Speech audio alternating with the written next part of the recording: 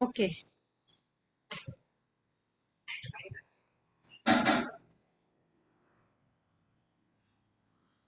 so we will start with today's class.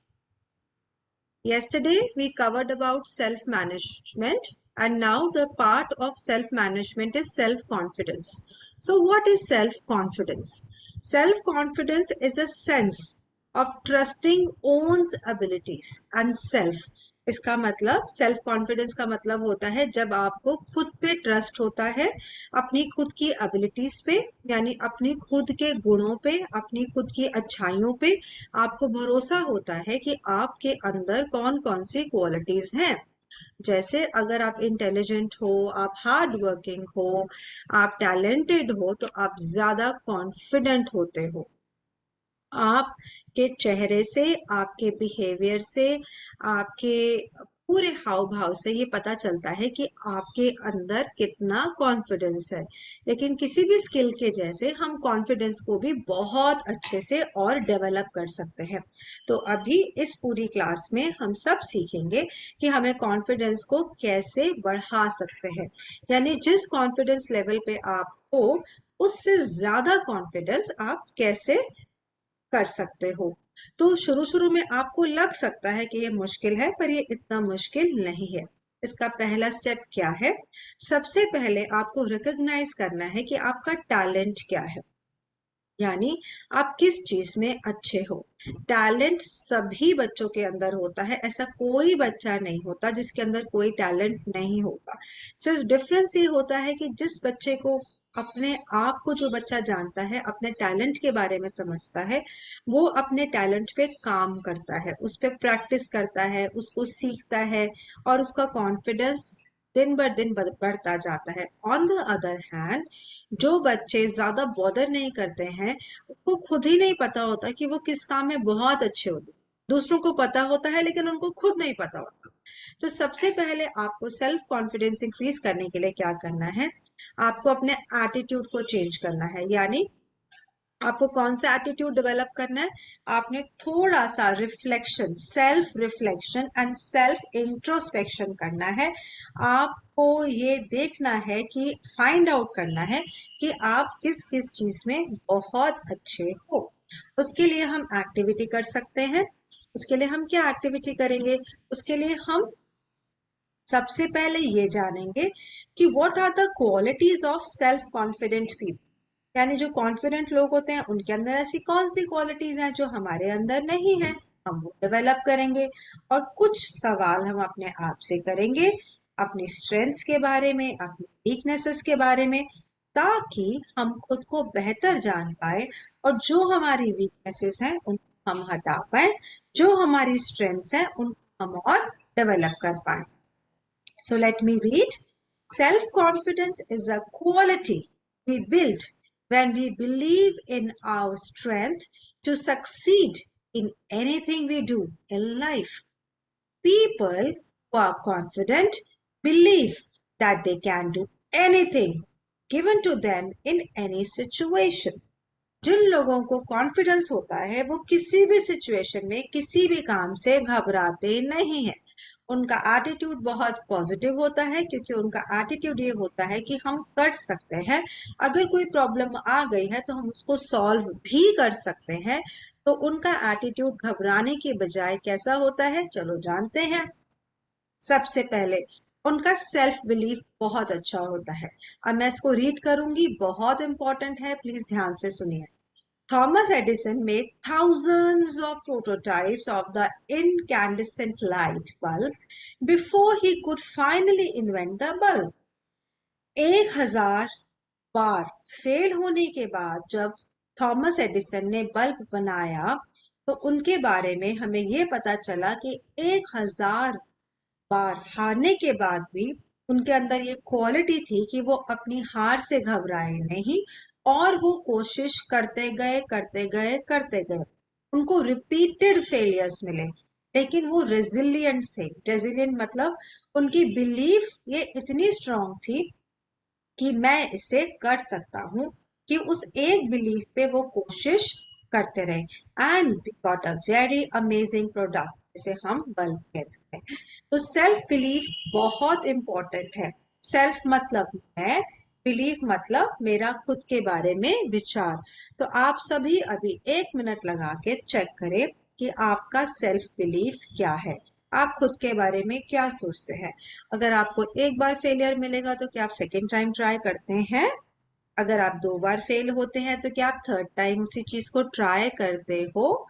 आप कितने failures तक उस चीज को हिम्मत से, खुशी से, एंथुजियाज्म से दोबारा कोशिश करते हो? ये आप अपने आप से आज पूछो। Second thing, hard work. अब मैं आपको बताती हूँ दीपा करमाकर के बारे में।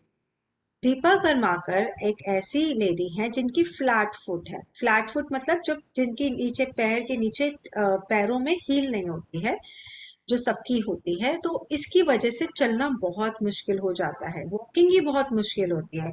इसके बाद वो हमारी इंडिया की फर्स्ट ऐसी जिम्नास्ट बनी जिन्होंने जो ओलंपिक्स तक पहुंची। मतलब उनके नॉर्मल पैर नहीं थे, जैसे नॉर्मल लोगों के पैर होते हैं उनके वो भी नहीं थे। उनके लिए तो चलना भी मुश्किल था, लेकिन कैसे वो इतनी बेस्ट ऑफ बेस्ट जिम्नास्ट बनी कि ओलंपिक्स तक वो पार्टिसिपेशन का मौका मिला। तो इससे हमें पता चलता है कि वो कितनी कॉन्फिडेंट थी कि अपनी बॉडी के सारे चैलेंजेस को दूर करके उन्होंने कोशिश करी। नेक्स्ट है positive attitude. Positive attitude is nothing but focusing on the positives even in the time of adversity. आपने बहुत सुना होगा यार, पॉजिटिव है वो नेगेटिव है, बहुत वर्ड ये यूज होता है।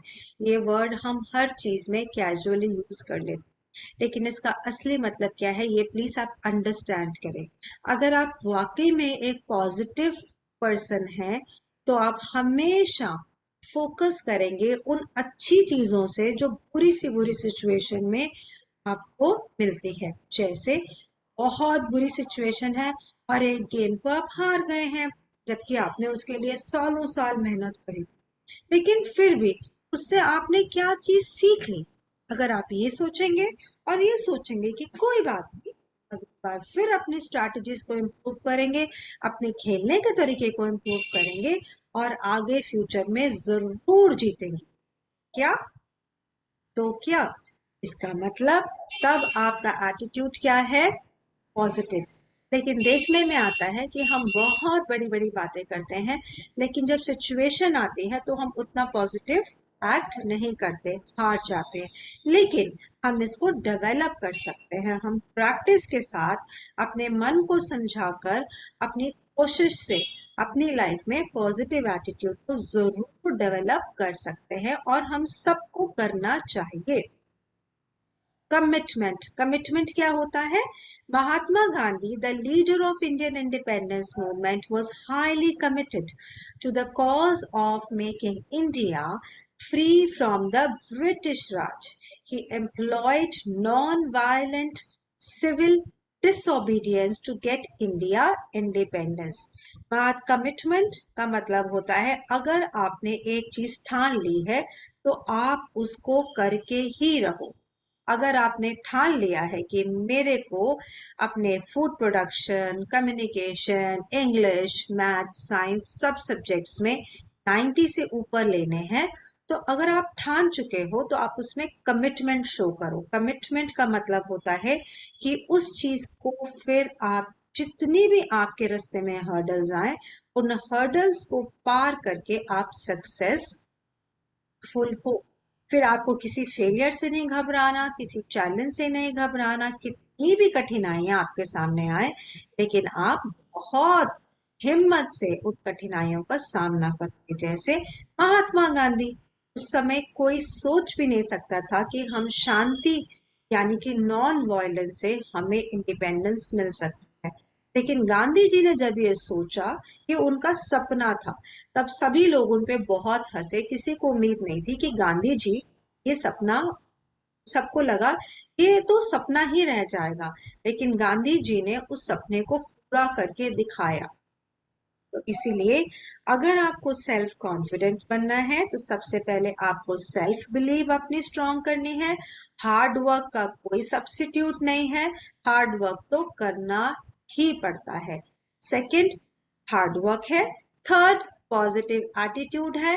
नेगेटिव एटीट्यूड से जिंदगी में सफलता मिल नहीं सकती। और फोर्थ, कमिटमेंट। कमिटमेंट का मतलब ठान लिया तो ठान लिया, कम वर्ड में, चाहे दुनिया इधर से उधर हो जाए, चाहे जितना भी आप थके हो, लेकिन अपने काम को समय से पूरा करो, पढ़ाई को अच्छी तरीके से करो, और जो आपने सोच रखा है कि मुझे इतने नंबर लेने हैं, उतने नंबर लेकर फिर खाओ। नेक्स्ट नेक्स्ट में हम डिस्कस करेंगे building self confidence. Building self confidence यानी कि 3 स्टेप्स फॉर्मूला क्या है। अब मैं आपको फॉर्मूला बताती हूँ। सबसे पहले अगर आपको अपने कॉन्फिडेंस को बिल्ड करना है तो वो एक दिन में नहीं होता, इट्स एन ऑनगोइंग प्रोसेस। आपको एवरी डे इस पे मेहनत करनी है, पता है, एवरी डे मतलब पूरे दिन में आपको एवरी डे, हर पल इस बात को अपने माइंड में रखना है कि आपको क्या करना है। सबसे पहले you have to appreciate your achievements and accept failure. For example, जब भी आप कुछ जीतते हो या कुछ अच्छा करते हो तो उसको जरूर सेलिब्रेट करो। सेलिब्रेशन हम क्लासरूम में जब हम क्लैपिंग करते हैं, जब हम अप्रिसिएशन देते हैं, तो उस वक्त हम सेलिब्रेट करते हैं कि वाह आपने बहुत अच्छा काम। और जब भी आपको डांट पड़े, जब भी आप किसी चीज को हार जाते हो, जैसे किसी मैच में हार जाते हो, किसी कंपटीशन में हार जाते हो, तो उस समय आपने निराश नहीं होना है, पर उस समय आपने अपने मन ही मन सोचना है कि मैंने इस सिचुएशन से क्या सीखा और मुझे क्या बेहतर करके अगली बार जीत को हासिल करना है। मैं हार नहीं मानूंगी, पर मैं नेक्स्ट टाइम और कोशिश करूंगी, अलग तरीके से कोशिश करूंगी, और पूरा पूरा एफर्ट लगाऊंगी कि मैं जीत सकूं, मैं अपना बेस्ट दूं। ये आपने उस वक्त सोचना है। सेकेंड स्टेप है have a goal and take steps towards it. यानी आप एक गोल सेट करो, एक टारगेट सेट करो। ठीक है, जैसे आपने टारगेट सेट किया कि मेरे को गोल्ड मिले। अगर आपका गोल्ड नहीं भी आया लेकिन आपको ब्रॉन्ज मिल गया तो क्या हुआ, नेक्स्ट टाइम गोल्ड मिल जाएगा, और मेहनत कर लो। पहली बारी में गोल्ड मिलना तो बहुत मुश्किल भी है, क्योंकि बहुत सारी चीजें ऐसी होंगी जो आपको सीखने के बाद और अच्छे से करनी होगी ताकि आपको अगली बार गोल्ड मिले। Step 3, always look at the good side and be happy. हमेशा हमेशा जब भी कहीं हार देखते हो, कहीं हार जाते हो, कोई कंपटीशन में आपको लगता है कि नहीं मैं अच्छा नहीं कर पा रही हूँ, तो आपको क्या करना है, तब आपको क्या करना है, आपको उस कंपटीशन में फिर से कॉन्फिडेंट होने की कोशिश करनी। आपको उन लोगों से बात करनी है जो विनर्स ऑलरेडी हैं। हमें बहुत कुछ दूसरों से सीखने पर भी पता चलता है। कुछ चीजें हम अपनी गलतियों से सीखते हैं और कुछ चीजें हम दूसरों को ऑब्जर्व करके सीखते हैं। तो learning is a life long process. The more you learn, the more successful you will become in life. The more self-confident you are, there are chances that you will be more successful in life. So, self-confidence building is the first step to success in any area of life. Let us now discuss some of the areas which decrease our self-confidence. कुछ चीजें हमारे self confidence को कम भी करते हैं, जैसे जब हम ये सोचते हैं हम तो ये काम कर ही नहीं सकते, ये तो मेरे बस में ही नहीं है, या जब हम बैठ जाते हैं और अपनी पुरानी गलतियों के बारे में सोचते हैं, फिर हमें बहुत बुरा लगता है और उनके बारे में इमोशनली सोच सोच के हम अपने मूड को ना ऑफ कर लेते हैं कि हम आगे ट्राई करने की कोशिश ही नहीं करते। Next, When we expect to be successful at the first attempt itself and do not try again, पहली बारी में आप जीत जाओगे, इतनी बड़ी उम्मीद आपके लिए करना भी गलत है, क्योंकि पहली बारी में अगर आप बहुत ज्यादा सक्सेस की उम्मीद रख रहे हो, यानी अगर आप सोच रहे हो कि मैं अभी तो 40% ले रही हूँ और मैं 90% का टारगेट सेट कर रही हूँ, तो ये रियलिस्टिक टारगेट नहीं है। आप सबसे पहले 40 से 50% का टारगेट सेट करो, 50 से 60, 60 से 70 और फिर एक दिन 90। तो अगर आप स्टेप्स में काम करते हो, छोटे छोटे गोल्स बनाते हो और स्टेप्स में काम करोगे, तो सक्सेस आपको मिलती है। लेकिन अगर आप सीधा 40 से 90 का टारगेट सेट कर लोगे, तो आपको सक्सेस कैसे मिलेगी? When we are surrounded by people who have a negative attitude which is reflected in their speech, तो जब हम ऐसे लोगों से बात करते हैं जो लोग बहुत नेगेटिव एटीट्यूड के होते हैं, वो भी हमारे कॉन्फिडेंस को कम करते हैं। हमें उन लोगों से थोड़ा दूर रहना चाहिए जो खुद ही बहुत नेगेटिव हैं और हमेशा दूसरों की बुराई करते हैं, दूसरों को नीचा दिखाते हैं और दूसरों की कमियां निकालते हैं। तो हमें ये नहीं करना है। ये जो असाइनमेंट है ये आप सबका होमवर्क रहेगा। इसके अंदर आप एक पेज लेंगे और ये आप अपनी कॉपी में करेंगे। Write down 3 qualities about yourself, your goals in life and your plan to achieve them. सबसे पहले आप अपनी क्वालिटीज लिखोगे, फिर आप अपने गोल्स लिखोगे और फिर अपना प्लान लिखोगे। ये आप सब करेंगे। It's a very interesting activity. Please do it. Now let's talk about positive thinking. What would happen if ants, one of the smallest creatures of nature, thought that they are so small that they cannot do anything? Ends यानी कि चींटियां इतनी छोटी होती हैं, इतनी छोटी होती हैं, लेकिन उनकी स्टोरीज इतनी फेमस हैं कि वो सबसे हार्ड वर्किंग क्रिएचर्स हैं। कभी भी एंड्स ने ये नहीं सोचा कि हम इतना छोटे हैं, ये हमारी कमजोरी है। रादर वो इतनी हार्ड वर्किंग होती हैं कि वो अपने से 20 टाइम्स ज्यादा बॉडी वेट उठा लेती हैं। तो हम जब पॉजिटिव एटीट्यूड के बारे में बताते हैं ना, तो हम एंड्स का एग्जाम्पल लेते हैं कि पॉजिटिव एटीट्यूड से आप लाइफ में सक्सीड कर सकते हो। आप चींटियों को ही देख लो कभी ध्यान से और आप हैरान रह जाओगे किस तरीके से वो हार्ड वर्क करती हुई आपको नजर आती है।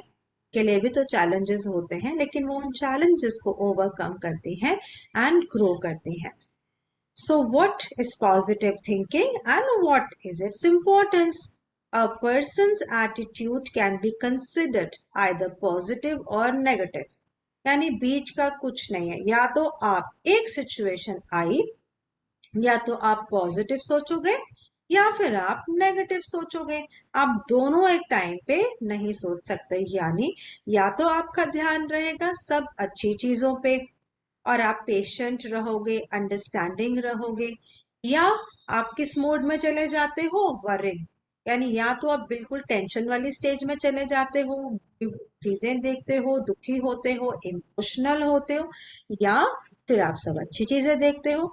नेक्स्ट टाइम जब भी ऐसी सिचुएशन आए जो लाइफ में बहुत मुश्किल लगे और ऑटोमेटिकली आप वरिंग स्टेट में पहुंच जाते हो और आपको सब कुछ अपने आसपास बैड नजर आता है, तो आपने क्या याद करना है?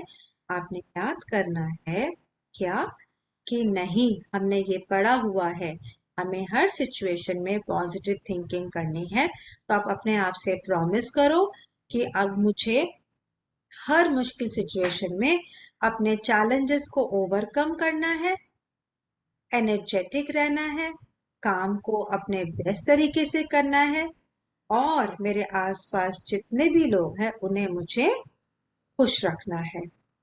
How to keep your thinking positive? अपनी पॉजिटिव थिंकिंग रखने के लिए कुछ सिंपल स्टेप्स हैं।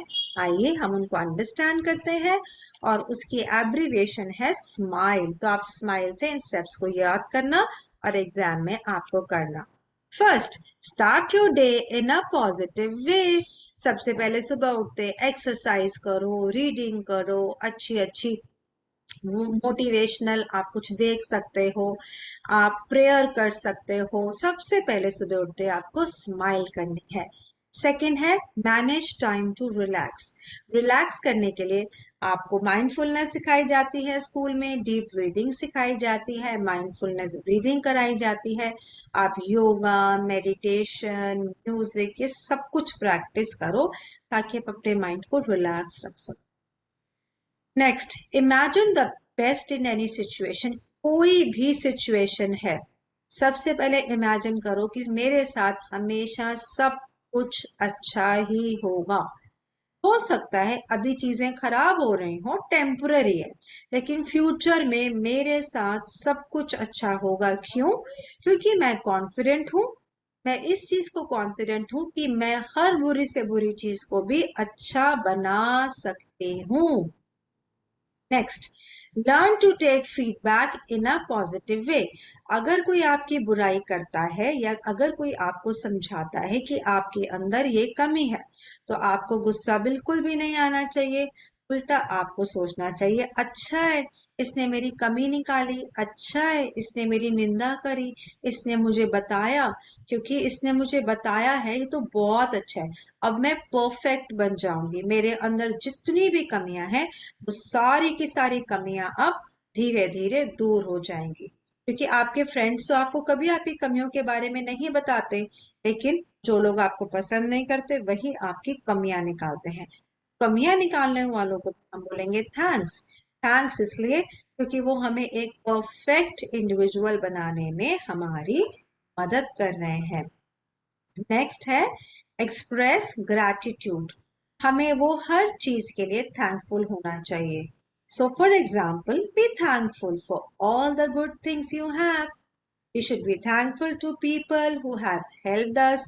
We should be thankful to everything. मैं तो बच्चों को ये भी सिखाती हूँ कि हमें ग्रैटिट्यूड एक्सप्रेस करना चाहिए उन सब लोगों के लिए जो हमें इतना प्यार करते हैं। सिर्फ बाहर से थैंक्स नहीं करना है, हमें मन से भी उनको थैंक्स करना है।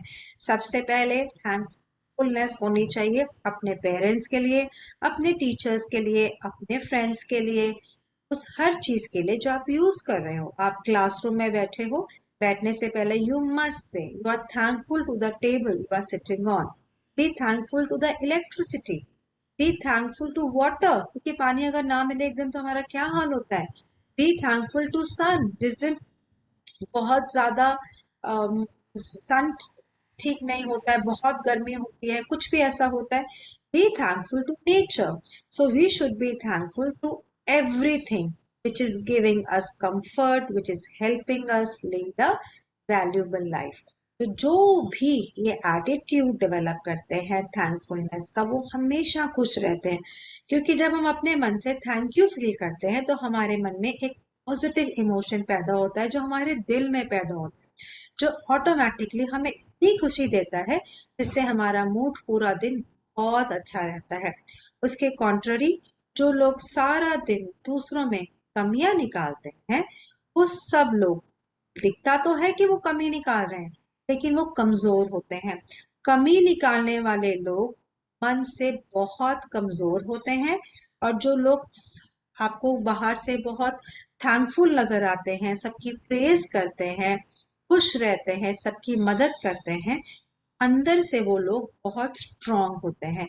कि किसी की प्रेज करने के लिए आपको अपने मन में बहुत स्ट्रेंथ चाहिए। It is not easy. दूसरों की तारीफ करना आसान नहीं होता, लेकिन अगर आप किसी की तारीफ कर रहे हो तो इट शोज कि इननेटली आप बहुत अच्छे ह्यूमन बीइंग। तो ग्रैटिट्यूड का अगर आप अपने जीवन में अप्लाई करोगे तो आप पूरा दिन, पूरा महीना, पूरा साल, पूरी जिंदगी बहुत खुश रहोगे। ये मैं आपको प्रॉमिस कर रही हूँ। ये बहुत अच्छी पॉइंट है जो आपको आज यहाँ से लेकर जाना है। स्माइल सुबह उठ के सब बच्चों ने करना है, जरूर करोगे। रिलैक्स तो आप कर ही लेते हो। और ये वाला पॉइंट बहुत अच्छा है कि आपको किसी भी सिचुएशन में बेस्ट सोचो, यानी सबसे अच्छा सोचो आप। और दूसरा, आप दूसरों के फीडबैक पे बिल्कुल भी क्या करो, गुस्सा मत हुआ करो कि हमें जो फीडबैक मिल रहा है, नेगेटिव फीडबैक, उसकी हिम्मत कैसे हुई। नहीं, ठीक है वो बोल रहा है, आप उसको सुनो और भूल जाओ किसने दिया, लेकिन उस पॉइंट पे काम करना शुरू कर दो।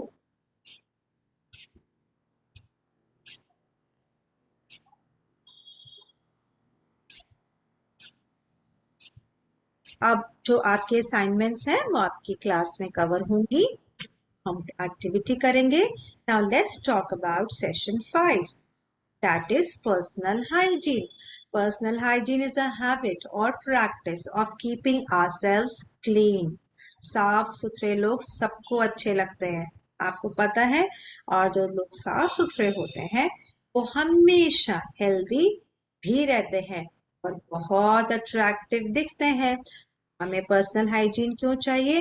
ताकि हम हेल्दी रहें, ताकि हम अट्रैक्टिव दिखे, ताकि हमारी इमेज अच्छी हो, ताकि हमें शर्म ना आए कि हम कैसे दिख रहे हैं। इसके कौन कौन से स्टेप्स हैं? सबसे पहले आप केयर करो, आपके हेयर, आपके फेस, आपके टीथ, आपके नेल्स, ये बताते हैं कि आपकी पर्सनल हाइजीन कैसी है। वॉश, आपको अपने हैंड्स को वॉश करना है, बाथ लेना है, कपड़ों क्लीन क्लोथ्स को पहनना है, ये सब आपको ध्यान रखना है। और क्या क्या अवॉइड करना है? आपको अपना ट्राई करना है कि आपके स्किन ड्राई ना हो, आपके सॉक्स क्लीन हो, आपका हैंकी क्लीन हो, और आप जब पब्लिकली जाओ तो इन्फेक्शन नहीं स्प्रेड करो इन केस आपकी तबीयत खराब है। तो इस डायग्राम में आप सीखोगे एसेंशियल्स ऑफ हैंड वॉशिंग। तो इसमें आप ध्यान से देखो, इसमें कितने अच्छे से सोप को फिंगर्स के बीच में प्रॉपरली रब करके एक एक पोर्शन को, नेल्स को क्लीन किया जा रहा है। ये तो आपको हम बहुत छोटी क्लास से सिखाते आ रहे हैं। आई एम श्योर ये आप सब बच्चों को अच्छे से आता है। So these are activities for the classroom. Now what we'll be doing is session 6, which is grooming. Now what is grooming? Grooming and its importance. So dressing is the action of putting on clothes. यानी आप कैसे कपड़े पहनते हो, आप कैसे दिखते हो। ग्रूमिंग का मतलब होता है आप नीट, टाइडी, स्मार्ट, कॉन्फिडेंट और बहुत अच्छे पोस्चर में नजर आओ।